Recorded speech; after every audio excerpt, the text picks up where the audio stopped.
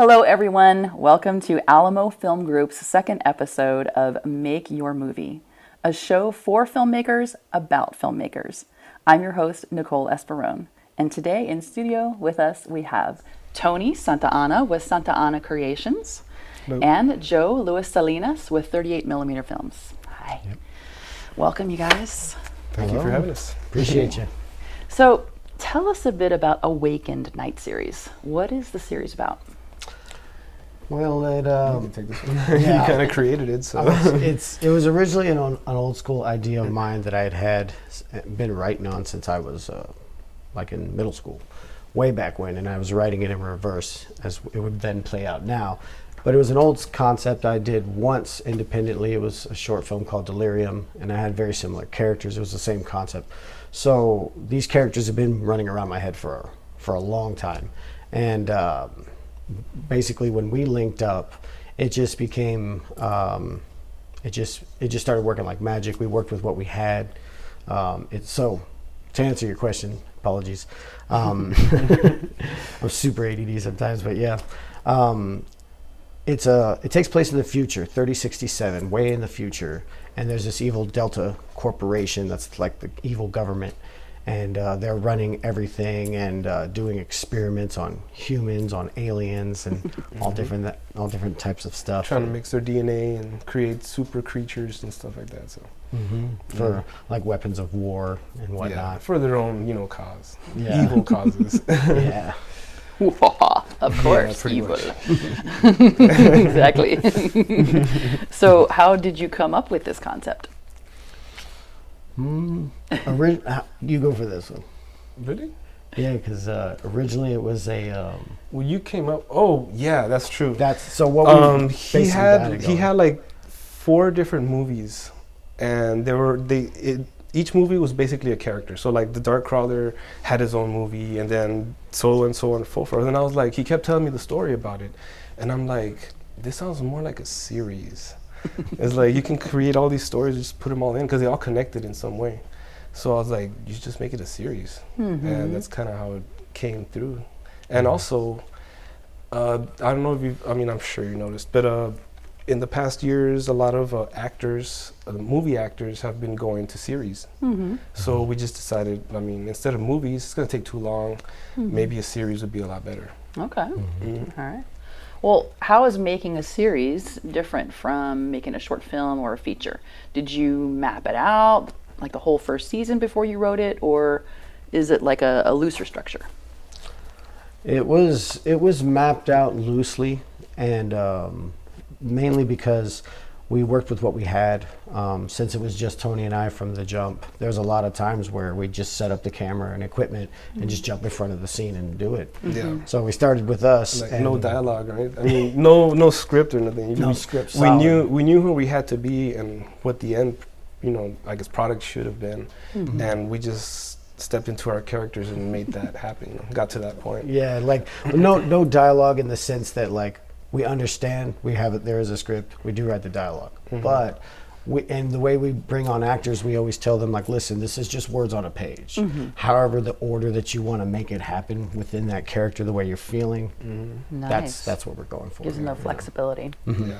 Yeah, so you're both playing characters in the series. So what are advantages and disadvantages of starring in the series when you're also the creative force behind it? In a way, he just threw me into it. Yeah, like before I knew it, I was more and more in front of the camera. I was like, wait a minute, I was supposed to be production, like. So you didn't plan to write yourself into the show, and right? then he kind of accidentally made me like one of the stars. I was like, how did this happen? It's like I'm supposed to be behind the camera, not in front. and that awesome. usually was because we just wanted to hurry up and push something out, and we needed an actor, so we needed a man in black character. And so basically I was like, you know what, and he already had the jacket, he already had the whole get up, and I'm like, well, dude, I'm ex-military, so I had the whole code or whatnot, and he was like, well, the guy's kind of like a military background type of person, so I was like, well, I'm kind of military also, so it kind of fits. Just kind of worked out. Yeah, it's like, so we've tried to find people that are like already in that character naturally, so that when we get to the actual filming, it's just natural. Yeah. Kind of like how we did JT and his Omi. JT and his Yeah, friend. it's an episode that's about. It'll come out later. Come out later. Night of the Sleepers. Yeah. Halloween. Yes. But yeah, they were very natural, so it was kind of Ethan and Miranda, who we first started it with for the prologue. And they were already a real couple. Oh, Because nice. and it's challenging enough, unfortunately, if you're in the biz and whatnot, getting females, because naturally they think like, oh God, there's probably a porn and some other crazy stuff's they're gonna want happen. all these demands or whatever. Sure, you need Yes. actresses for a film. Yeah. Sure you do. And then we would get some, but then they would not feel confident about kissing another person because they were in a relationship and this and that. Yeah. So I was like, well, you know what? I got two friends that are a real couple.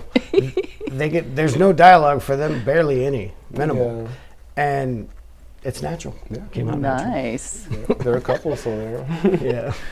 So in this series, San Antonio is a stand-in for Digital City. So what's it take to turn a city like SA into a dystopian futuristic world?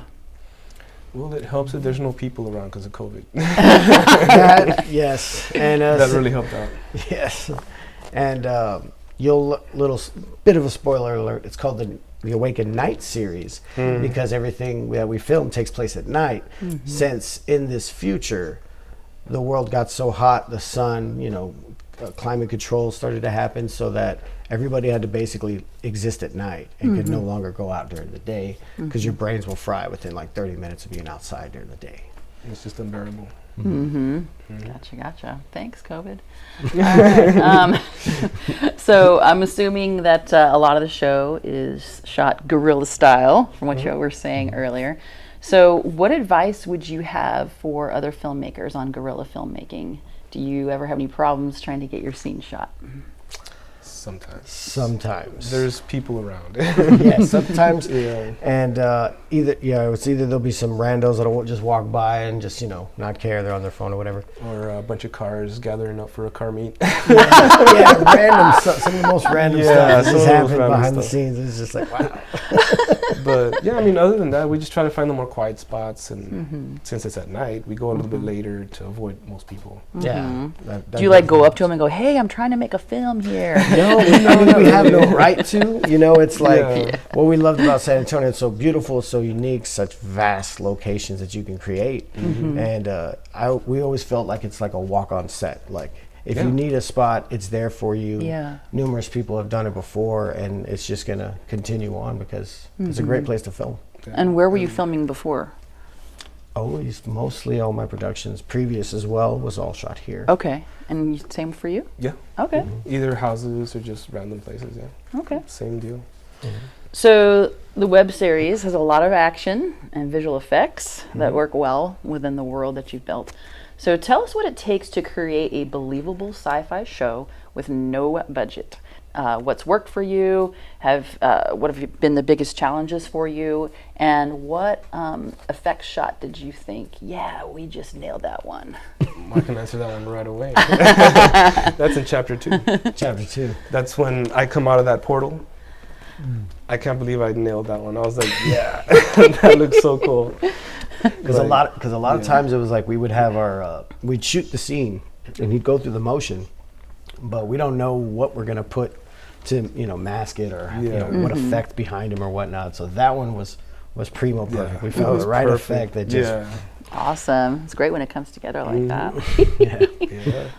So what were some of the challenges that you had? I mean, as far as no budgeting, that definitely a lot of paying out of pocket, a lot of asking Friends. favors, yes, favors. and Or just buying pizza and beer. pizza and beer.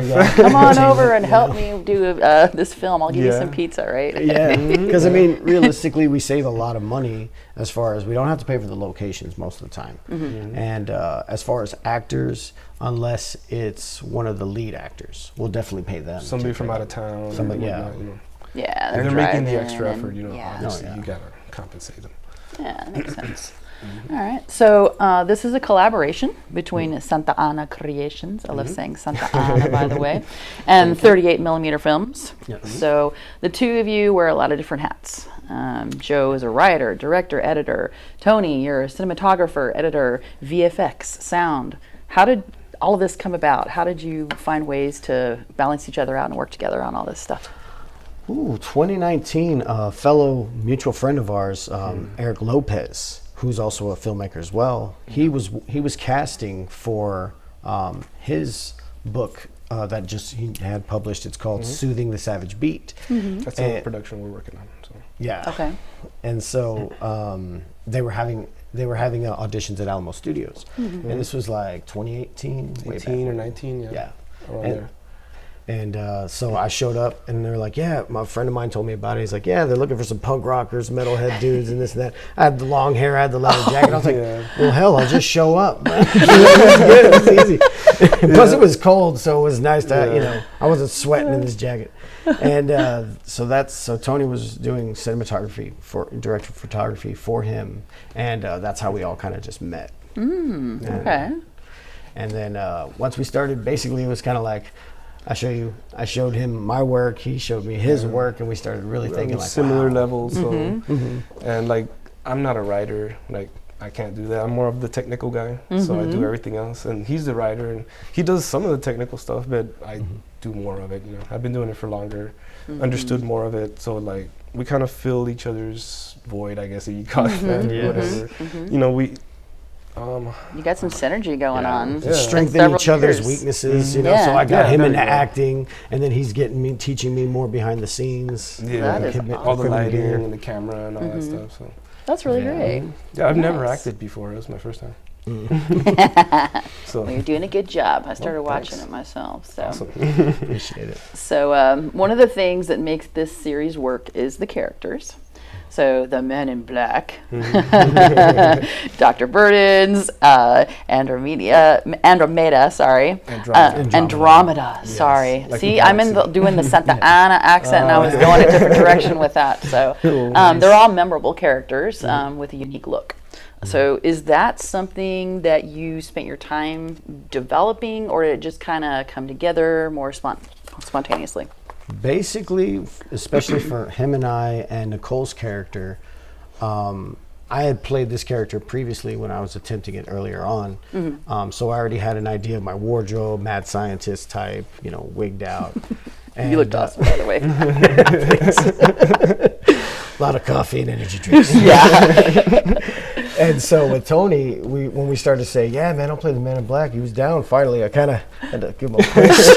Come on, bro, you got this. And so he had the costume ready to go. Nicole, she's a natural fashion connoisseur, so she always has amazing, cool styles. And us three came with our own outfits, basically. Yeah, that's cool. We kind of came upon her style with the whole lips thing was through the podcast, right? She had word one at a time. Yes. So we're like, that looks good. You should use it for the night series. Yes. So yeah, and that's how it came about.